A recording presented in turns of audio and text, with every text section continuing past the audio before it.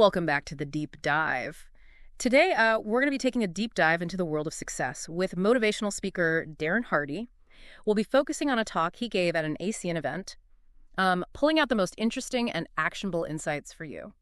Hardy's approach is so refreshing. Yeah. Instead of those vague promises, he actually gives you concrete steps.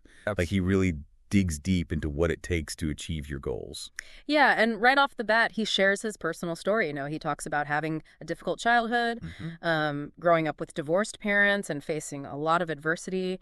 He even refers to his stepmother as a step monster. Wow. What do you think about him starting with this? And how does it set the stage for the rest of his message? Well, it's interesting, he doesn't shy away from those difficult parts of his past at all. Instead of seeing those challenges as something to hide, he actually reframes them as advantages. He compares it to building muscle. The stress and the strain is what leads to growth and strength. Right. And this kind of sets the tone for his whole approach. Success isn't about having like a perfect life. Yeah. But it's about using your experiences, even the tough ones, to your advantage. So he's saying that facing adversity can actually forge resilience and give you a unique edge. I wonder, have you seen this in your own life or work? Absolutely. Think about like the most successful people you know. Do they have picture-perfect pasts? Right. Often it's the opposite. Those who have overcome challenges have a grit and determination that others might lack. Right. And he even says, if your goal is to achieve uncommon success, then you need to be uncommon. That's interesting. So Hardy then tackles all those get-rich-quick schemes that we see everywhere. And he's very clear that there are no shortcuts to real success. He even says success is earned by hard frickin' work. Yeah. And, this directly challenges that whole idea that success should be easy and instant. Right. Which might not be the most popular message, but it's definitely an honest one. Hardy argues that lasting success requires dedication, consistent effort, and a willingness to put in the work. I like that. Yeah. And to illustrate this point, he uses an analogy that always gets me, the penny analogy. He asks you to choose between a penny that doubles in value every day for 31 days or a lump sum of €1,000,000. Seemed like an obvious choice at first, right? Yeah. Most people would probably jump at that €1,000,000. Yeah. Thinking that penny is insignificant. Right. But that's where the power of compounding really comes in. Right. Day by day, that penny seems to be just crawling along, and while the €1,000,000 just sits there looking impressive. Yeah. But then on that 31st day, something incredible happens. The penny's value explodes, surpassing the €1,000,000 by millions. It's mind-blowing to think about. But how does this apply to us beyond finances? That's the key takeaway here. Hardy is using this to demonstrate the power of small, consistent choices, just like that penny doubling each day. The impact of our daily actions might seem small at first, but over time they compound, leading to those dramatic results. Think about like a habit you're trying to build, like writing for 30 minutes each day. It might not feel like much, but over a year, that's a whole book. That's a great way to connect it to something tangible. It's not just about money, it's about anything we want to achieve in life.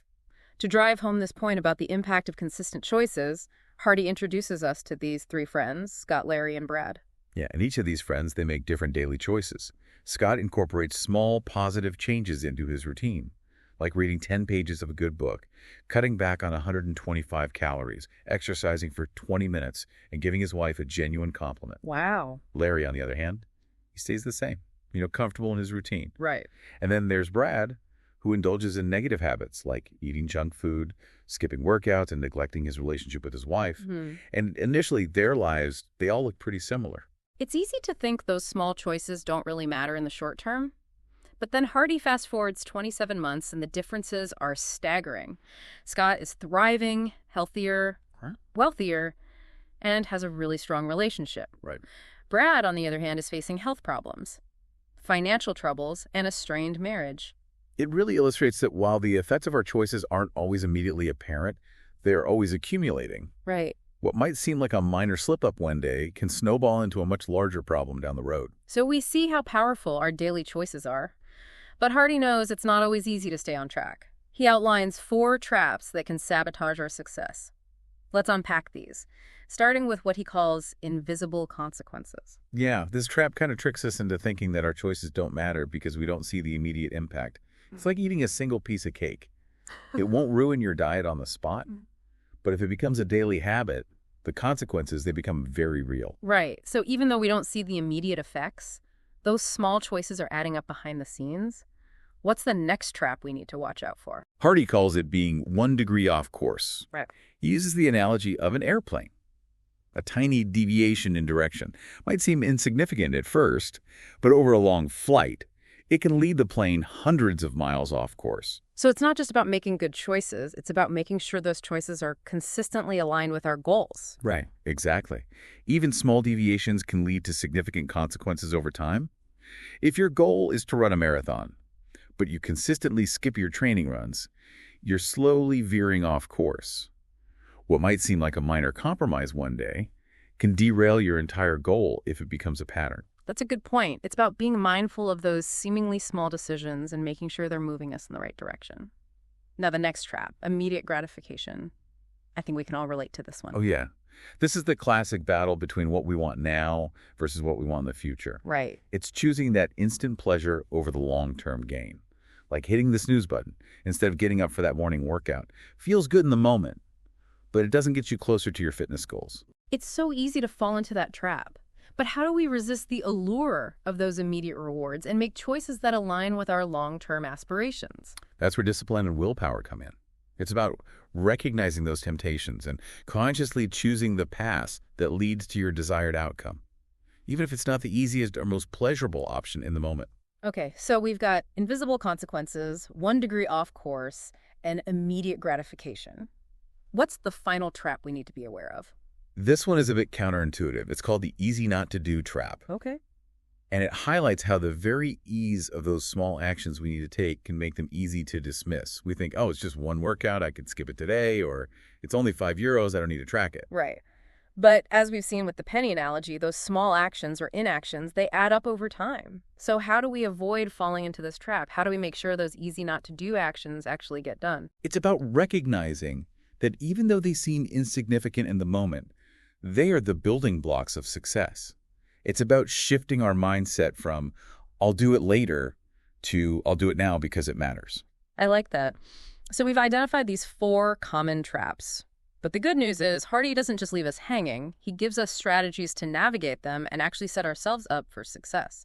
And that's what we'll dive into next. Welcome back to our deep dive into Darren Hardy's success strategies. Yeah, we've laid the groundwork, understanding the power of choices and the traps to avoid. Now I'm ready to get into the how-to. What specific tools does Hardy offer to help us actually implement these ideas and make real progress? Well, Hardy provides a framework for what he calls rewiring our operating system for success. Okay. And this involves 2 key elements: choices and actions. It's not enough to just make the right choices. We need to follow through with consistent action. So it's about aligning our actions with our goals. But how do we make sure those actions happen day after day? One of the tools Hardy recommends is the weekly rhythm register. It's a simple but powerful system for tracking your progress and staying accountable to your goals. Okay. So you identify those key behaviors, the high-impact actions that will move you towards your goals. Yeah. And then you track how consistently you perform them each day. So it's like a scorecard for your success habits. What makes this more effective than just mentally trying to keep track of everything? Well, first, it brings awareness to those actions that might otherwise slip through the cracks. Right. And second, it creates a visual representation of your progress, which can be incredibly motivating. Yeah. You can see those check marks adding up, showing you that you're moving in the right direction. And I remember Hardy suggesting that we fill it out on Sundays. What's the thinking behind that? It's about setting your intentions for the week ahead. Okay. By taking the time to plan out your week and commit to those key behaviors, you're priming your mind for success. It's a proactive approach, rather than just reacting to whatever comes up during the week. That makes a lot of sense. I can see how taking that time on Sunday to reflect and plan could set a completely different tone for the week. But let's go a little bit deeper into the behaviors themselves. Hardy talks about strategies for breaking bad habits and installing new, successful ones. Where do we even start with that? Well, let's tackle those pesky bad habits first. Hardy suggests that we need to disrupt those automatic responses that we've developed. Okay. Our brains are wired to conserve energy. So those ingrained habits, even the negative ones, become almost effortless. Right. To break free, we need to shake things up. So how do we disrupt those automatic patterns? One strategy is to change your environment. Okay. Make it harder to engage in the bad habit. If you're trying to cut back on sugary drinks, don't keep them in your fridge. Out of sight, out of mind. Exactly. Another powerful strategy is to replace the bad habit with a good one. So instead of reaching for that bag of chips when you're stressed, go for a walk or listen to some uplifting music. Yeah. It's about finding healthier ways to deal with those triggers that lead to the negative behavior. That's a great way to reframe it. Instead of just trying to stop a bad habit, you're replacing it with something positive. What other techniques does Hardy suggest? He emphasizes the importance of surrounding yourself with supportive people. Right. Find a mentor, join a group, or connect with friends who will encourage you and hold you accountable. Having that support system can make a huge difference in your journey. It's like having a team of cheerleaders in your corner reminding you of your goals and helping you stay on track. Exactly. And don't underestimate the power of celebrating your wins, no matter how small. Acknowledging your progress, even those baby steps, can boost your motivation and keep you going. So it's not just about focusing on what we're doing wrong. It's about recognizing and celebrating what we're doing right. Now let's shift gears and talk about installing new success habits. How do we make those positive changes stick? Well, Hardy's strategies for building new habits revolve around making the desired behavior as easy and rewarding as possible. Okay. One key principle is to start small. Don't try to overhaul your entire life overnight. Choose one small habit to focus on and master it before adding more. That's a great point. It's about setting ourselves up for success by making those initial changes manageable. What other tips does Hardy offer? He suggests linking the new habit to an existing routine. Okay. So if you want to start meditating each morning, do it right after you brush your teeth. Right. By piggybacking on an already established habit, you increase the chances of the new behavior sticking. That's a clever trick. It takes the pressure off of trying to remember a whole new routine. What else can we do to make it easier to form those good habits? Prepare your environment. Set yourself up for success rather than setting yourself up for failure. If you want to start working out in the mornings, lay out your clothes the night before. So there's no excuse when you wake up. Exactly. Remove those obstacles and make it as easy as possible to engage in the desired behavior. And this all ties back to that easy not to do trap, right? By making those good habits easy to do, we're less likely to fall into the trap of skipping them. Precisely. And finally, Hardy recommends finding an accountability partner, someone to share your goals with and check in with regularly. Having that external support and motivation can be incredibly helpful. So we've got like a whole toolkit for habit change, starting small, linking to existing routines, preparing our environment, finding an accountability partner. But even with the best strategies, we all face moments of doubt or temptation. How do we stay motivated and keep pushing towards our goals when things get tough? That's where the power of why power comes in. Right. It's that deep driving force that fuels our actions and helps us persevere through challenges. And Hardy's steel beam analogy really highlighted how a strong why can overcome even the strongest fears. But how do we find that deep, compelling why for ourselves? It's not always easy to pinpoint. Yeah, it requires some introspection. Hardy suggests asking ourselves some tough questions like, what are we truly passionate about? What legacy do we want to leave behind? What impact do we want to have on the world?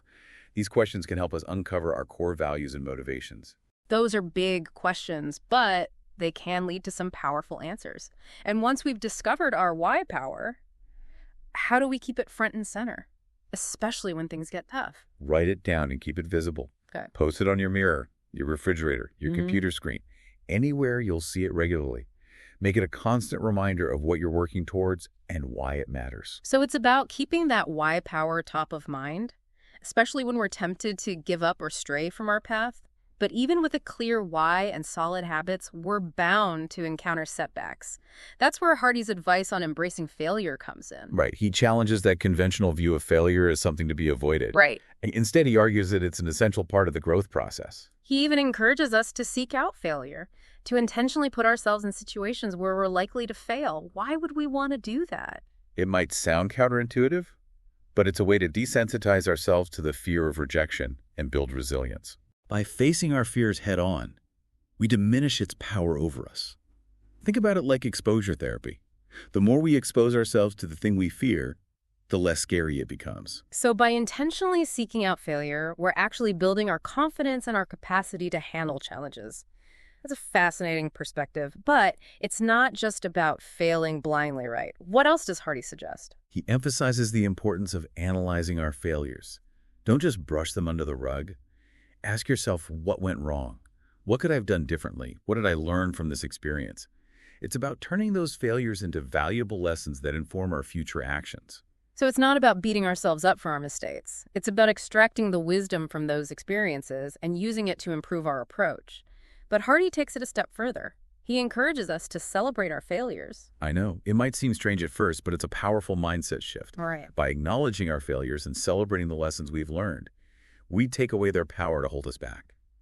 It's about giving ourselves permission to be human, to make mistakes, and to learn from them. That's such a liberating idea. It takes the pressure off of needing to be perfect and allows us to see failure as a natural part of the journey. And when we can do that, we free ourselves to take more risks, experiment more boldly, and ultimately achieve greater success.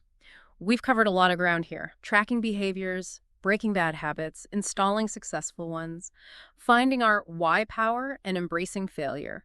But there's one final piece of the puzzle that Hardy emphasizes. It's about commitment and unwavering resolve. And that's what we'll explore in our final segment.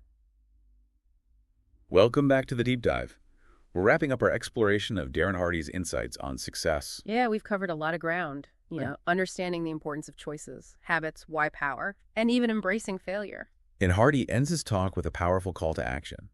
He doesn't just want us to understand these principles, he wants us to put them into practice and create lasting change in our lives. Right. He uses this metaphor of drawing a line in the sand. Okay. It's about making that firm decision right now to commit to your goals with unwavering resolve. It's a powerful image that evokes such a sense of determination. What does that actually look like in practice? Well, it means acknowledging that there will be challenges. Right. You'll encounter doubters, distractions, and maybe even those well-meaning friends and family members who try to protect you from failure. Right. Those voices that say, maybe you should just play it safe, or isn't that a bit too ambitious?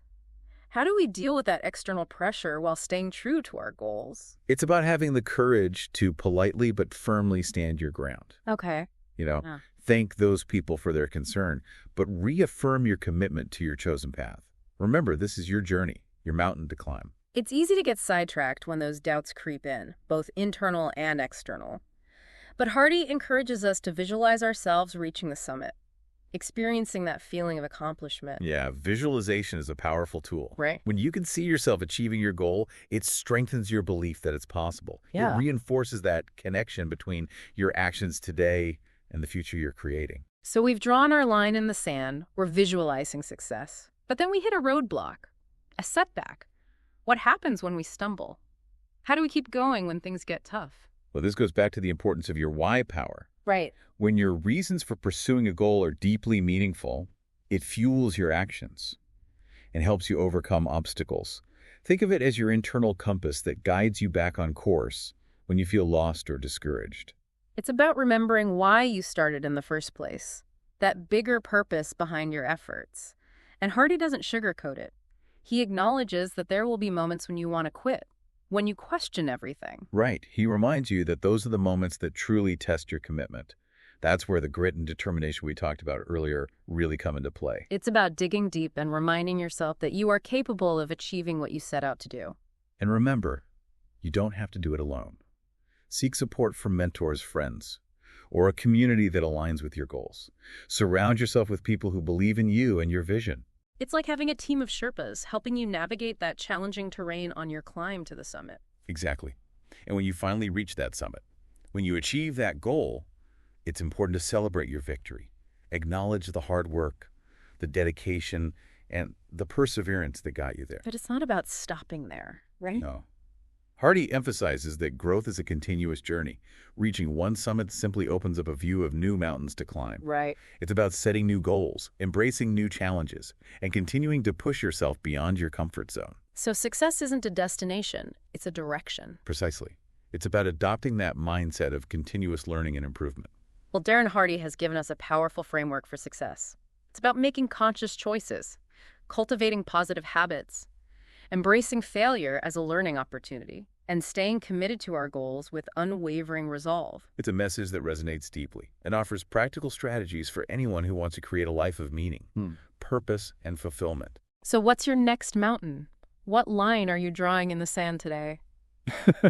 Thanks for joining us on the deep dive. We'll see you on the next deep dive. Until then, keep seeking knowledge and keep diving deeper.